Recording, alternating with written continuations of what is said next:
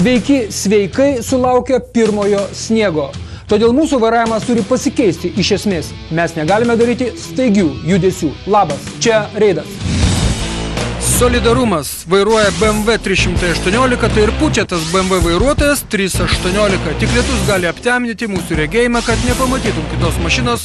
Pirmasis sniegas mūsų krašto gyventojams buvo gailestingas, po avarijos vaikams medikus kviesti būtina iš karto. Visą tai netrukus Baltikum televizijos laidoje Reidas.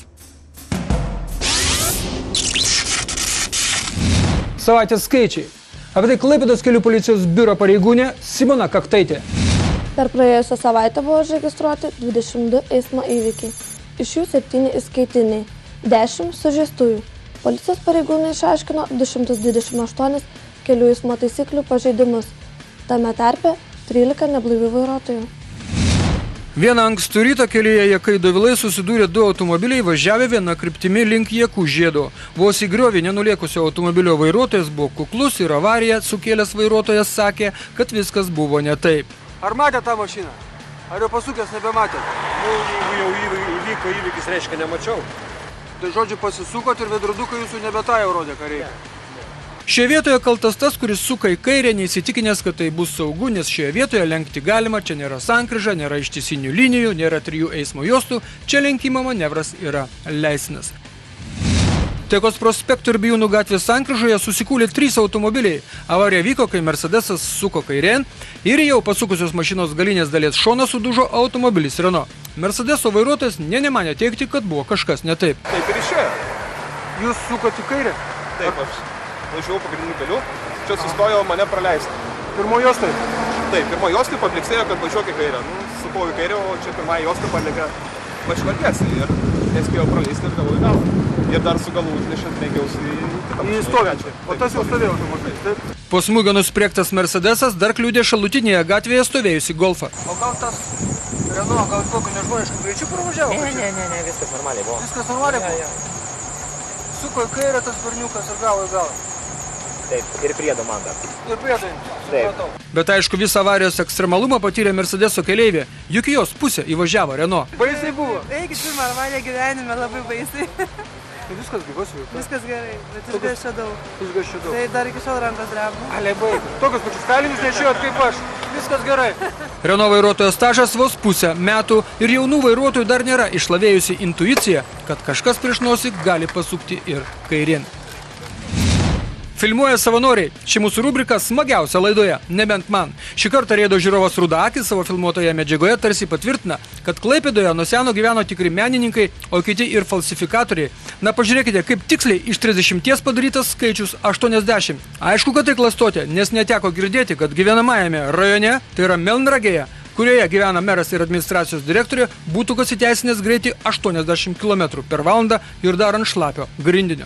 Kitas įžulokas vairavimo pavyzdys užfiksuotas Šiaurės prospekto ir Kretingos gatvių sankryžoje, kai važiuojant nuo jūros pusės, iš 3 eismo juostos į dešinę šauna automobilis Mercedes-Benz. Klausykit, nesvarbu, kad ten yra rodiklė leidžianti tai daryti, bet tai daryti galima tik užsiėmus kraštinę dešinę padėtį, o ne važiuojant visiems per nosis, nors tu ir su Mercedesu važiuoji. Tamsu, šlapia ir baisu, toks išaušo vienas rytas Klaipėdos gatvėse, kai vienu metu pėsčiųjų perėjose buvo partrenktos 2 pėsčiosios. Prieš 8 ryto Statybininkų prospekte tądien kaip tik 70-metį švęsti turėjęs Mazdos vairuotojas partrenkė 14-metę moksleivę. Aš važiavau tenai, greičio nebuvo, jinai ėjo, aš galvoju, kad jinai jau praėjo, o čia į koją buvo toj vietą. Aš sustojus nepamačiau, užklydžiau koją ir į grytą ant bordiūro susilaužė. Nežinau, ar susilaužė, susitrenkė nosį. Nu tikėsimės, kad nesusilaužė nieko, ne? Nu, bet jūs užkabinote aš užkabinau šitą nuo vairuotojo pusės kairį. Jau jai praėjus. Ai. Nu, baisiai gaila. Per avariją merginai lūžo nosikaulis, o juk buvo mergaitė jau beveik perėjusi gatvę. Tuo pačiu metu Šilutės plente taksi automobilio vairuotojas taip pat kliudė moterį, kuri jau buvo bebaigianti pereiti gatvę. O pirmoji, trečioji ir antroji juostoj buvo sustoję praleisti, ne? Man atrodo, iš vis mašinų nebuvo. A, iš vis nebuvo mašinų? Ir jinai juodai apsirengus, aš jas paprasčiausiai per galvoje paskatau. Nu, va, prasideda. Tamsu, juodai apsirengę žmonės, atšvaitų nėra, nors yra miestas. Aš kalbu. Taip, svarbu blaivas. 66 metų moteriškė dėl įvairių traumų buvo išvežta į ligoninę. Taksi vairuotojas sakė, kad važiavo pro tą vietą, kur kaip tik nėra greičio slopintuvo. Beje, jis dabar jau atsiradęs. Kad mašinos nesulaužytų ir tamsiai apsirengusios moters jis nepastebėjęs. Beje, dėl greičio slopintuvų. Pagal teisės aktus tokioje gatvėje prie pėsčiųjų perėjų jie įrengti negali būti. Ir jeigu tęsiant temą apie tamsą ir pėsčiuosius, tai praėjusią savaitę šie incidentai nebuvo vieninteliai. Šeštadienio vakarą vienoje vietoje buvo partrenkti net 3 žmonės ir dėl visų avarijų pradėti ikiteisminiai tyrimai. Minijos gatvėje susidūrė 2 viena kryptimi važiavę automobiliai. Avarija vyko, kai automobilio Renault Megane vairuotojas bandė apsisukti leidžiamoje vietoje, tačiau tai padarė per daug užsimetęs kampan, keisdamas važiavimo kryptį vos ne iš pirmos eismo juostos. Po susidūrimo tarp vairuotojų kilo diskusija. Aš važiavau antrą juostą. Iš paskui jo. Aha. Jisai užsimanė sukti. Aha. Va čia, va, sukti. Nu, čia suktis galima, bet nereikia niekam trukdyti. Taip. Ir jisai staigių ir aš iškart į prieš eismą, kad nebūtų susidūrimo. O jisai matyti daugiau gazo davė ir kai tik į mane. Aš gazo ne. Nu, bet jūs apsisukt norėjot? Aš apsisukt norėjau, kadangi išvažiavau iš parduotuvės ir man reikia čia važiuoti. Taip, bet jūs keitėt važiavimo kryptį, jūs dėl avarijos kaltas lieka. Nu, kodėl aš jau čia buvau, o jisai iš užpakalio važiavo ir mane lenkė. Jūs vis tiek keitėt važiavimo kryptį. Aš jau negaliu važiuoti, aš jau buvau šitoj pusėje. Jūs išvažiavot va ten, kur tie automobiliai važiavot, jūs reikėjotės iš pirmos į antrą juostą. Persilikėjau čia ir čia aš, o jisai iš kažkur tai iš čia važiavo ir man vietoj net nematė posūkio jisai. Nors bandė sustabdyti. Kaip nemačiau aš viską. Aš iškart į prieš eismą, aš pamačiau, kad įmanoma yra. Tai pas mane buvo jau ten įjungtas posūkis. Aš jau buvau šitoje eilėje. Bet, mielas ponė, jūs keitėt važiavimo kryptį, suprantat, jūs keitėt važiavimo kryptį, reikėjo praleisti ir viskas, aš taip įsivaizduoju. Jūs lauksit policijos vis tiek. Aišku, policijos lauksiu. Ilgai laukė kelių policijos budėtojo, tą rytą vyrai skirtingai vertindami avarijos aplinkybes. Mat buvo daug darbo, juk tądien vienu metu miesto gatvėse buvo partrenktos net 2 pėsčiosios. Tačiau, kai atvyks policija, paaiškins tą patį. Keisdamas važiavimo kryptį, vairuotojas privalo įsitikinti, kad tai bus saugu greta važiuojančių asmenų ir mašinų atžvilgių. To neužteks, tad buvo užregistruota avarija, kurios finalą sprendžia komisija, o ten jie iš vairuotojo gali ir pažymėjimą atimti keletui mėnesių, kol taisyklės pasikartosi.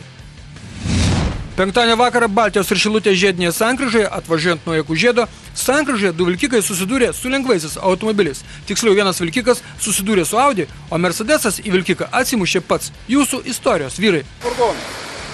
Važiavo antrą juostą ir mane pavilko va šičia va. Aha.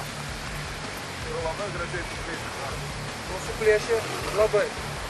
O vilkiko vairuotojas sutinka su kaltė savo, viskas tvarkoja? Panašu, kad sutinka.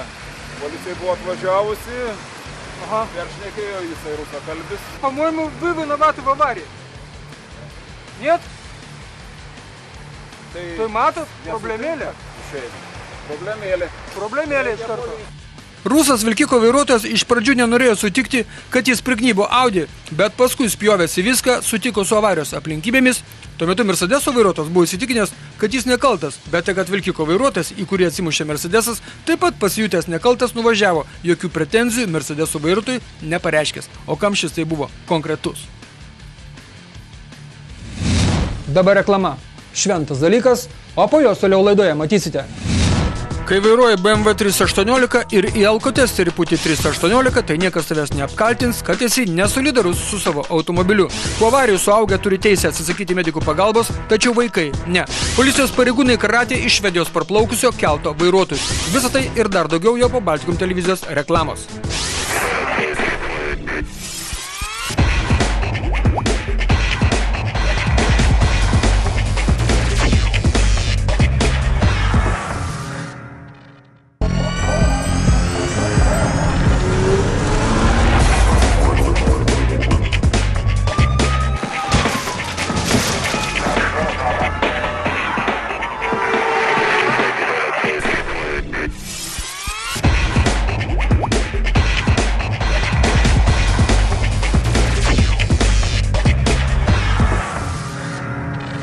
Tai buvo visi Baltikum televizijos filmų anonsai ir reklama, na o mes tęsėme laidą.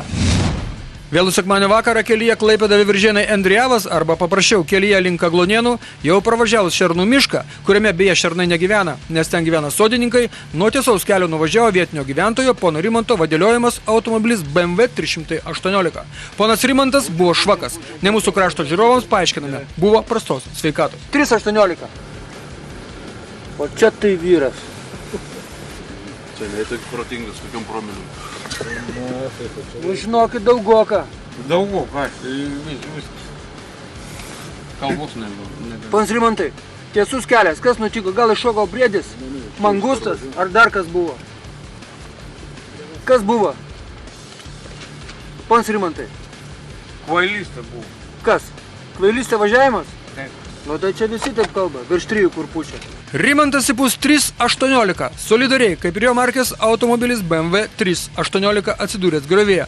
Tai dar gerai, kad čia ne Mazda 626. Kas būtų, jeigu tada Rimantas būtų solidarus su savo automobiliu ir ne nuo tiesaus kelio nuvažiavo solidarusis Rimantas. Jis atvažiavo miško keliuku ir staiga pamatęs gerą kelią, sutriko ir atsidūrė griovėje. O ko čia sutrikti, jeigu esi vietinis? Turi nuo namo A iki namo B nuvažiuoti. Tad kogi čia sutrikti? Neįgriuk dabar pats įgriovėt. Jau mašinai varė griovė, dabar jau nebeįgriuk, Rimantai. Nu, bet jūs nerodysite, ne? Aš nerodysiu, per televizorių. Kodėl?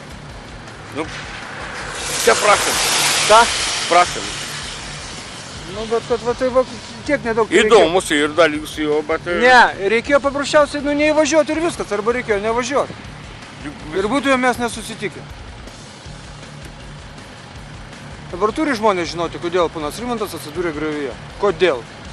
Toks geras vairuotojas, visos kategorijos įmanomas. Visos. Per avariją mašina neapgadinta, pakelės griovio krantai turbūt taip pat, tačiau vis tiek sunkus girtumo laipsnis ir tokio svarbaus dokumento, kuriame yra žymos apie visas įmanomas vairavimo kategorijos netekimas kokiems 3-4 metams garantuojamas. Apie pinigus mes nekalbame. Lietuviai pinigų neturi. Tokių pinigų, kokios yra baudos, tai tikrai neturi. Nors sinoptikai pirmasis sniegas žadėjo tik savaitės pabaigoje, mūsų krašte pirmasis sniegutis, pirmoji kruša pasirodė pirmadienį prieš piet. Ir ką tai reiškia, pajuto pirmasis visureigio Opel Frontera vairuotojas. Visureigis važiuodamas nuo pirmojo viaduko virš magistralės įkalnėje buvo nesuvaldytas, nuvažiavo nuo kelio ir gerokai įklimpo į balą. Avarijos autorius klaipėdietis Dainius buvo blaivus ir papasakojo kitiems vairuotojams, kaip jie neturėtų elgtis palijus, pasnigus ar pašalus. O koks greitis jūsų buvo? Ar normalus, 60 buvo, pilnas buvo pasidengęs su tą krušą šitai. Ką tik buvo kruša nuėta? Nežinau, ką tik tą krušą buvo užnešę, niek neapsidariau. Supratau. Tai ką darysit?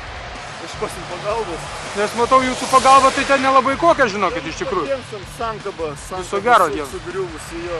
Na, šiais metais mes ne kartą ir ne du perspėjome, kad pirmieji užšąla viadukai, tiltai, patilties, įkalnės, nuokalnės, pamiškės ir taip toliau ir panašiai. Opel Frontera pirmoji pajutusi, kad tiesą kalbėjome, čia įstrigo ilgesniam laikui. Na, buvo atvažiavęs džiputis truktelti aną iš balos, bet pats baloje užgeso. Pirmasis sniegas nelaimės atnešė ten toliau, Šilalės ir Šilutės rajonuose, Telšiuose. O mūsų krašte viskas baigėsi balose. Mažojo kaimelio 1. Šiuo adresu naktį iš pirmadienio antradienį buvo iškviesta policija, medikai bei ugniagesiai gelbėtojai. Mat pranešimas skambėjo, jog po avarijos vienoje mašinoje yra prispaustas žmogus, o viena mašina dega. Atvykus tarnyboms situacija pasirodė netokia jau dramatiška. Avariko, kai Renault Megane vairuotoja išvažiuodama iš kiemo nepraleido gatve važiavusio automobilio Audi ir šiems susidūrus vienas, tai yra Renault, liko be nosies, o Audi užvažiavo ant šaligatvio. Atvykus tarnyboms, avarijos vietoje nebuvo rasta vairuotojų. Tai pasirodo, kad vienas nuėjo, kad pasiimtų iš netoliese esančių namų dokumentus, o kitas nuėjo paskui, kad tas nedingtų. Ir tikrai, policijai patikrinus blaivumą, abu pasirodė besą blaivus. Sužeistų žmonių nebuvo, medikai buvo iškviesti be reikalo, ugniagesiai gelbėtojai sutvarkė avarijos vietą, mašinos nedegė, kaip tik kažkam pasirodė, nes kai po avarijos šauna saugos patalai, tai milteliai pripildo automobilio saloną, tai ir atrodo, kad dega mašinos. Trečiadienio rytą Naikupės gatvėje susidūrė du automobiliai. Avarija vyko, kai automobilio Opel Vectra vairuotoja trenkėsi į kairėn sumojusio sukti Citroen C5 galą, kurio ekipažas vyko į vaikų darželį. Iš pradžių atrodė, kad viskas baigsis deklaracijų pildymu. Mama nuvedė dukrą į darželį, tačiau į šią įstaigą iškviesti medikai į ligoninę išsivežė 5-6 metų keleivę. Supratau, norėjau čia apsisukti, ką norėjot padaryti? Ne, mes į darželį važiavom. Nu, į kairę sukti. Nu tai va šitoj vietoj norėjot sukti į kairę. Ne, mes čia porą metrų atgal dar. Aha, nu taip, tai va, bet žodžiu šitas apsisukimas norėjot suktis į kairę. Taip. Rodėt posūkį, aišku. Sustoj buvom ir dar dėl mašinos priekį stovėjai. Nu, va, kaip tas stovi, taigi čia antras nelabai teisingas. Nu, tai taip. Opelio vairuotoja policijai vėliau paaiškins, kad jai stabdant nuo pedalo nusprūdo koja, nors žiūrinti mašinas atrodo, kad stabdyta net nebuvo. Na, rytas yra toks metas, kad geriausia pradėti vairuoti jau prabudus ir iki galo išsiražius. Avarija įskaitinė, nes mažoji keleivė sužeista, nors ir nesunkiai, jai sumušta galva, ir kitoje tos dienos avarijoje nukentėjo vaikas. O dabar apie tą patį, apie ką kalbame visą laidą. Tamsu, šlapia ir nieko nesimato. Trečiadienį dar nepasibaigus darbo dienai Liepų gatvėje po savivaldybės langais pėsčiųjų perėjoje automobilis Honda Prelude partrenkė motiną ir dukrą. Jos jau buvo beveik perėjusios gatvę, kai jas ėjusias nuo laikrodžių muziejaus pusės kliudė Honda. Mergaitė net persivertė per stogą, o mama krito ant grindinio. Abi buvo išvežtos į ligoninę. O pagal popierius automobilio civilinės atsakomybės draudimas pasibaigęs prieš 2 dienas. Štai šioje vietoje prasideda patys nemaloniausi reikalai, nes mergaitei tądien atšventusiai 15 gimtadienį lūžo rankos kaulas. Mama paleista gydytis namo. Seniai buvo tokia savaitė Klaipėdoje, kad per ją avarijose nukentėtų net 8 pėstieji. Ketvirtadienio reidas buvo trumpas, bet konkretus. Iš pradžių pasiekta geležinkelio pervaža ties Rimkais. Ar visi eismo dalyviai žino, kad degant raudonam semaforo signalui judėti per ją nevalia? Ne, dviratininkai to nežinojo ir todėl jie buvo sustabdyti. Kodėl važiuoji per raudoną? Per raudoną, kodėl važiuoji semaforą? Važiavau per raudoną? Ne, apie patį aš kalbu. Semaforas raudonas dega? Nu, kodėl pravažiavo? Aš nevažiavau, sustojęs buvau. Jūs buvo sustojęs ponas, o ponas važiavo, lygiai taip pat ir negali važiuoti. Ryte gerėt kavos? Kaip? Kavos ryte gerėt? Aš kavos geriau. A, tai rodo 0,13. Kavos aš visą laiką geriau ryte. Va, 0,13 rodo.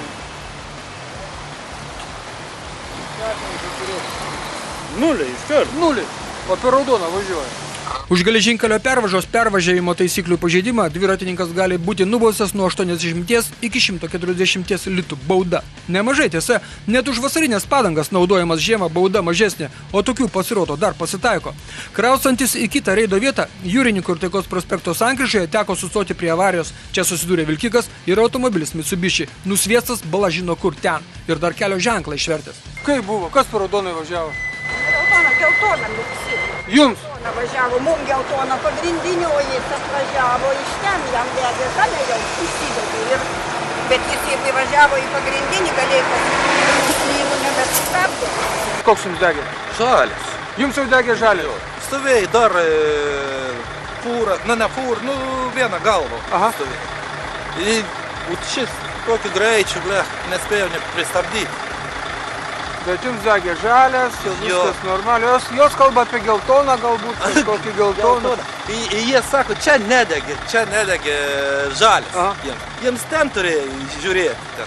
Atvykę pareigūnai buvo linkę manyti, kad Mitsubishio vairuotoja bus įliekusi į sankryžą degant draudžiamam šviesoforo signalui. Juk sakė, jau mirksėjo geltona. Tuo metu Klaipėdos kelių ir jūrų uosto policijos ekipažai išsirikiavo tarptautinėje perkėloje, kad pasitiktų keltą atplaukusi iš Švedijos. Ir jau pats pirmasis iš kelto išvažiavęs vilkiko vairuotojas pasijuto nemiegojęs, nes pamatęs tiek daug policijos norėjo sustoti kamputyje ir palaukti, kol audra praeis. Bet planas neišdegė. 0,74 ponas. Blogai miegojot? Blogai. Blogai miegojot. Mašinos dokumentus. Lengvas girtumo laipsnis tai jau bėda, nes už tokį be piniginės baudos yra paimamas vairuotojo pažymėjimas, o nėra pažymėjimo, nėra ir darbo. Kitas vilkiko vairuotojas nustebino, kad iš sterilių švedų grįžo labai netvarkingas. Jūs be draudimo atvažiavot ir be techninės apžiūros iš Švedijos. Pasibaigė draudimą. Čia sakė, tai priima. Čia taip prasus turi būti. Turi būti. Ne, rimtai, panu, sakykit. Be draudimo buvot ir be techninės apžiūros Švedijoje. Techninė apžiūra dar buvo. Švedijoje buvo? Buvo, man vakar pasibaigė. Ai, vakar pasibaigė. Tai švedai neprisikabino. Įleido keltą, kad techniškai netvarkingas plauktumėt namo čia. Čia tas netvarkingas. Tvarkingas, jeigu technikinė pasibaigė, nereiškia, kad mašina netvarkinga. Ta rytą alkotesterių buvo tikrinami ne tik vilkikų vairuotojai. Labą dieną. Kaip kelionė? Iš karto televiziją pakliuoti, įsivaizduoti, krantą išlipot. 5 sekundės.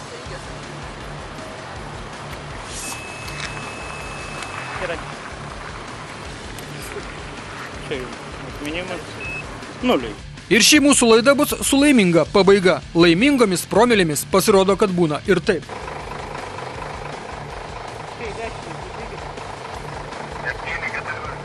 Nulis ir 35 promilės alkoholio yra leistinos lengvojo automobilio vairuotojams, bet ne vilkikų. Tačiau tokios jų promilės vertinamos kaip nežymus girtumas, o tai reiškia, kad netimamas vairuotojo pažymėjimas. Tai yra, sumokėjus 1000 litų baudą, o jeigu nebuvai pakliuvęs ir 3 mažiau, galėsi vairuoti toliau. Tai yra, turėsi darbą, o tai šiais laikais yra svarbiausia. Ėmėt vakar ką nors? Nieko. Blogai? Gerai, sukit pro šoną. Pro šoną sukite. Bet tada irgi blaivas buvot? Blaivas. Tai gerai 2 kartus pakliūt blaivam. Gerai. Nu, o kita laida pagaliau bus apie žiemą. Žiemą, kuri mus užklupo netikėtai. O tai kodėl leidžia žmonės su vasariniam padangom važinėti? Nu. Ačiū, kad buvote šį pusvalandį su Riedu. Stengsiuos, kad pasimatytumėme mes ir kitą pirmadienį 15 minučių po 8 valandos vakaro. Būkit aplankyti ir nepaslyskit.